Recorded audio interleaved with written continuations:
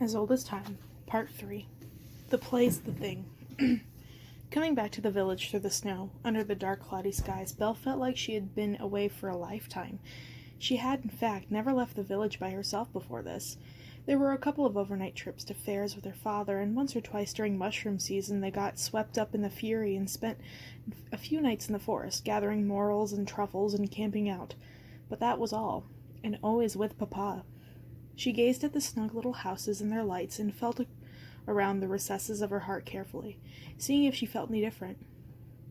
It was a lovely little place, despite the provincialism of its inhabitants, a clean and safe and pretty place to grow up.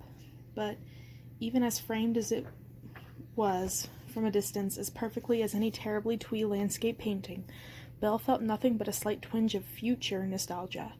No sadness, no missing it yet. The village was like an egg. She had developed there, and she had been imprisoned there. She was trying to break free, but it had a pretty shell. "So you're from here?" the beast grunted from beneath his hood. "Yes, but farther on, over there, outside town. You can't see our house, it's hidden down by the hill," she said, pointing. Belle looked back at the dark forest out of which they had come. Because of its shape and the depth of the valley, she couldn't even see the highest point of the castle. "It's like it's already gone," she murmured. "Maybe it wasn't meant to be," the beast said softly, immediately understanding what she meant. "Maybe we were always meant to disappear, one way or another." They were silent for a moment, and the snow fell. "Come on," Belle said, shaking herself, refusing to give in to melancholy. "We should go see Papa first. Oh, won't he be so amazed to hear about everything?" "We go see the bookseller first," her companion corrected gently but firmly. "But Papa will be so worried about me." "Belle, we have time. The castle was sinking. You saw it. Let's break the curse first, and then have our happy reunions." Belle's head dropped. He was right. If she hadn't been so impulsive and grabby to begin with, none of this would have happened. Except for her father, she had never really had to think about anyone else before or put anyone's needs above her own. "All right. First Levi, and then my papa." They decided to go the more direct route across the river since they had no horse or cart. The bridge was out, the swollen, semi-frozen river swallowing it in rounded mounds of ice and rushing water. But a rope gondola was tied where the current remained swift, and while Belle was worried for a moment about their combined weight, the tiny boat only dipped a little as the beast embarked. He had obviously never seen such a thing before, but as soon as she lifted the rope he got the idea and easily pulled them across, there with no more effort than if he were reeling in an empty hook and line. "Smoke," he said, frowning, when they were halfway across. Belle sighed. "Everyone's in for the night, all warm and cozy." An icy wind blew down the river, skimming the water like a dragonfly during the summer. Without a word, the beast stood closer to Belle, between her and the cold. He radiated warmth, rather like a cow or a goat, but smelled much better. She almost regretted it when they stepped off the little raft and onto the gravelly path of the village proper. Most of the shops had closed early for the cold, dark day. The streets were almost entirely empty. Still, the beast kept out of the meager light, slinking predatorily from the shadow to shadow, hiding behind lamp-posts and signs. Belle wasn't sure if she should be delighted or disappointed that the few people they passed failed to recognize her. All she was doing was wearing a different, albeit new and fancy, cloak. It was like the villagers couldn't see past the red on her hood. As she pondered this, she saw drifts of smoke that the beast had smelled, and it wasn't normal wood smoke.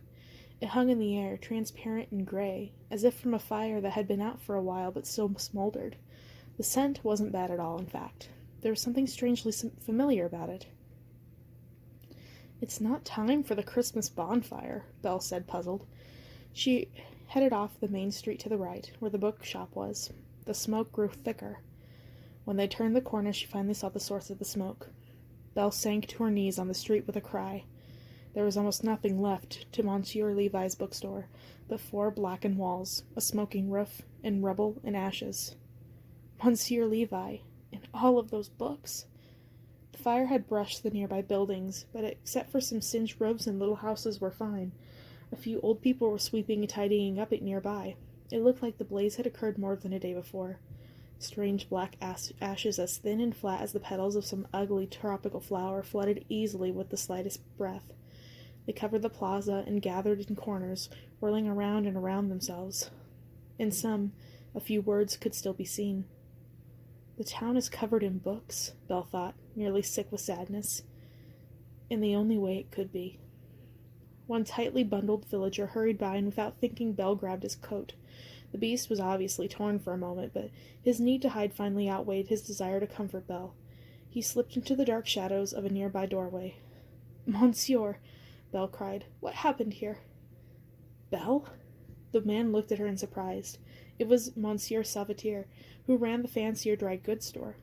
"Where have you been? Your father's been quite mad about you." "It's a long story," Belle said impatiently, standing up. "What happened here? Where's Monsieur Levi?" "Yes, a shame that," the man said thoughtfully, looking at the ashen remains of the place. "Someone set it, obviously. The fire started from within. A harmless old academic, that Levi. I don't know who would do it." "Is he all right?" Belle demanded.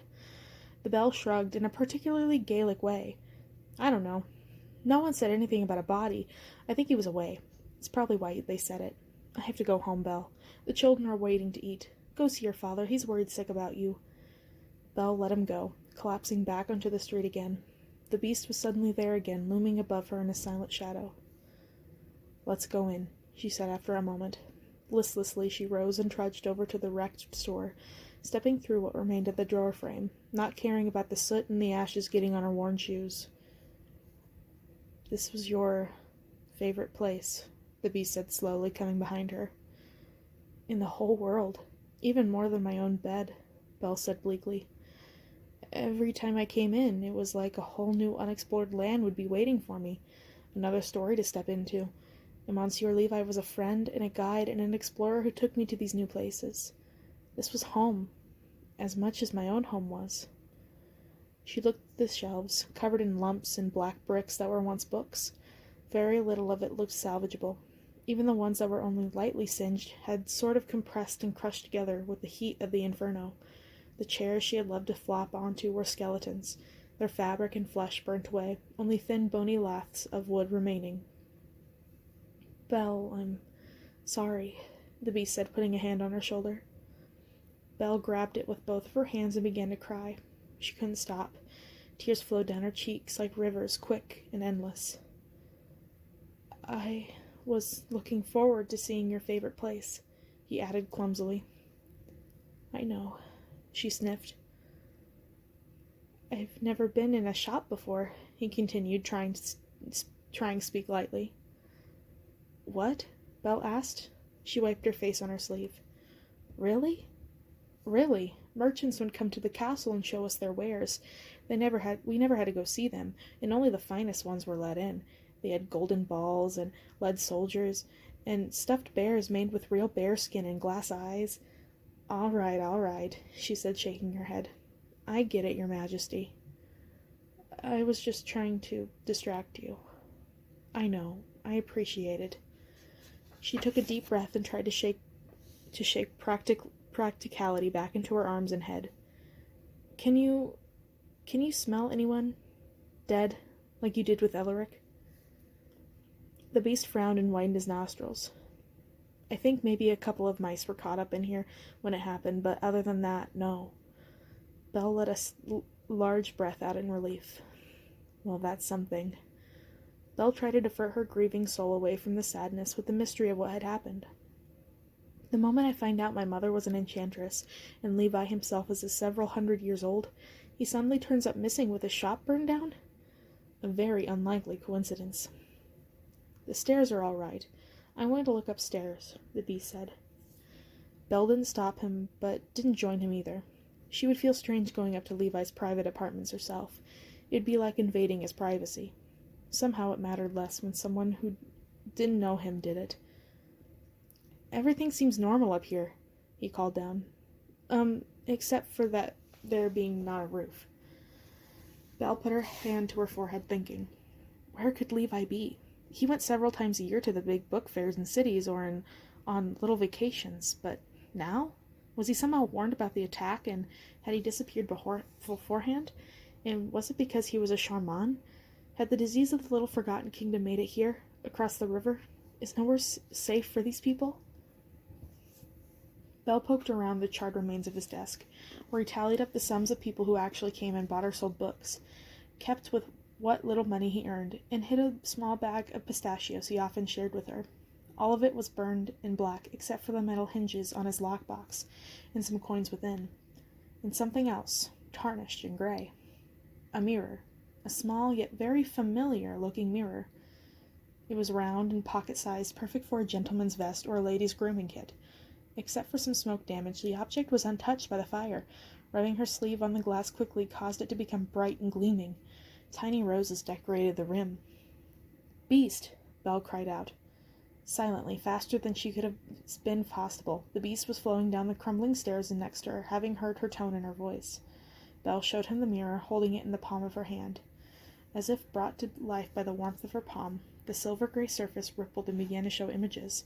A girl's face appeared, filling the whole thing. Familiar, but so young. With a start, Belle realized it was her mother.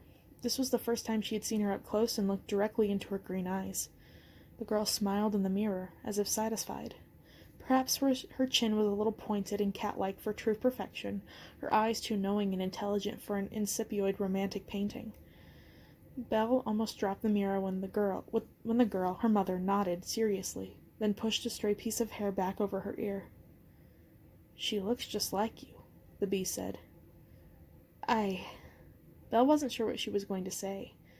Now? It looked like the girl was shaking her end of the mirror. The picture faded. Belle had to keep herself from shaking the mirror as well, to see if it would clear, but she didn't have to. It restarted of its own accord. Unlike the beast mirror, it obviously didn't need to be told aloud to show something.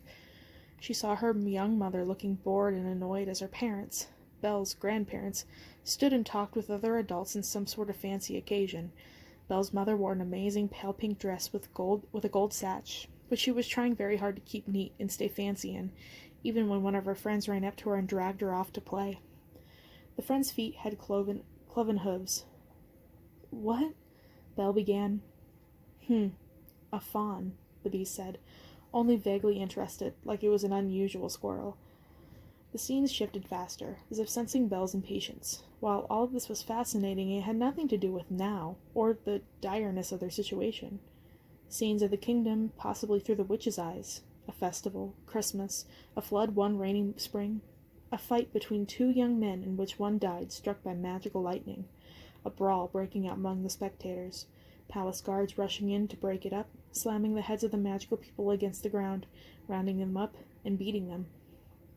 More scenes of the guards looking away as Charmant girls were nauseatingly and physically harassed by street thugs, and Charmant boys beaten up, sometimes so badly they couldn't walk, sometimes so badly they never got up, or opened their eyes.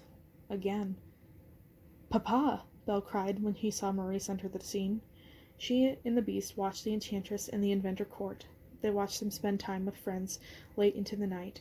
Then they watched them wait for friends who never showed up.